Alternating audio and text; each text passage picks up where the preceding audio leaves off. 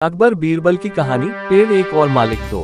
Short Hindi story अब आपके लिए only on intellect for all channel पर, तो इसे लाइक, सब्सक्राइब एंड शेयर करना ना भूलें।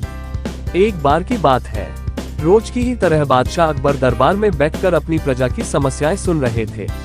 सभी लोग अपनी अपनी समस्याएं लेकर बादशाह के सामने हाजिर हो रहे थे और तभी राघव व केशव नाम के दो पड़ोसी अपनी समस्या लेकर दरबार में आए। इन दोनों की समस्या की जड़ था इन दोनों घर के बीच मौजूद फलों से लबालब भरा आम का पेड़। मामला आम के पेड़ के मालिकाना हक को लेकर था।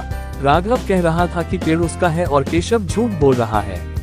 वहीं केशव का कहना था कि वह पेड़ का असली मालिक है और राघव झूठा है। पेड़ एक और मालिक दो का मामला बहुत उलझा हुआ था और दोनों में से कोई भी हार मानने को तैयार नहीं था। दोनों पक्षों की बातें सुनकर और सोच विचार करने के बाद बादशाह अकबर ने यह मामला अपने नवरत्नों में से एक बीरबल को सौंप दिया। मामले को सुलझाने और सच्चाई का पता लगाने के लिए बीरबल ने एक नाटक रचा। उस शाम बीरबल ने दो सिपाहियों से कहा कि वे राघव के घर जाएं और कहें कि उसके आम के पेड़ से आम चोरी हो रहे हैं।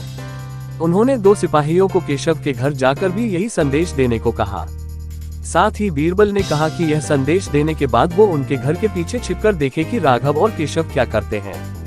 बीरबल ने यह भी कहा कि राघव और केशव को पता नहीं लगना चाहिए कि तुम उनके घर आम की चोरी की सूचना लेकर जा रहे हो। सिपाहियों ने बिल्कुल वैसा ही किया जैसा बीरबल ने कहा। दो सिपाही केशव के घर गए और दो राघव के घर। जब वो वहां पहुंचे तो उन्हें पता चला कि राघव और केशव दोनों ही घर में नहीं थे। तो सिपाहियों ने उनकी पत्नियों को यह संदेश दे दिया। जब केशव घर पहुंचा तो उसकी पत्नी ने उसे आम की चोरी की सूचना दी। यह सुनकर केशव ने कहा, अरे भाग्यवान, खाना तो खिला दो। आम के चक्कर में अब क्या भूखा बैठा रहूं? और कौन सा वह पेड़ मेरा अपना है?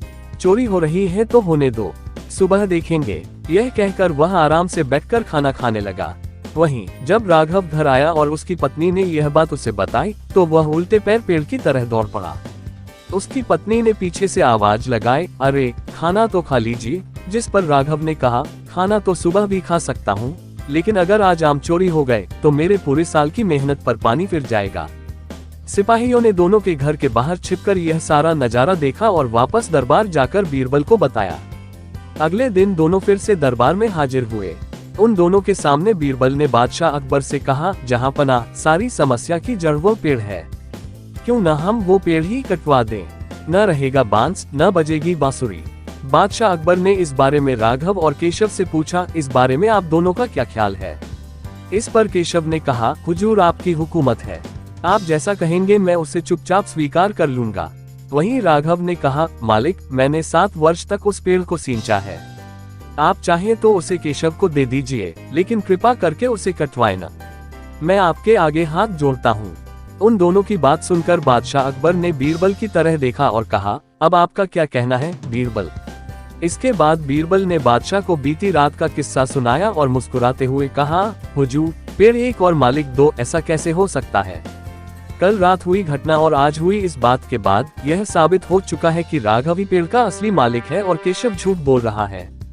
यह सुनकर बादशाह ने बीरबल को शाबाशी दी। उन्होंने अपने हक के खातिर लड़ने के लिए राघव को बधाई दी और चोरी करने व झूठ बोलने के लिए केशव को जेल में बंद करने का आदेश दिया। कहानी से सीख, एक पेड़ और दो मालिक कहानी से हमें यह सीख मिलती है कि परिश्रम किए बिना छल से किसी और की चीज चुराने का अंजाम बुरा होता है। धन्यवाद। साथ ही यह आपका अपना चैनल है तो आप अपने चैनल को सब्सक्राइब करना ना भूलें। शुक्रिया सब्सक्राइब करने के लिए।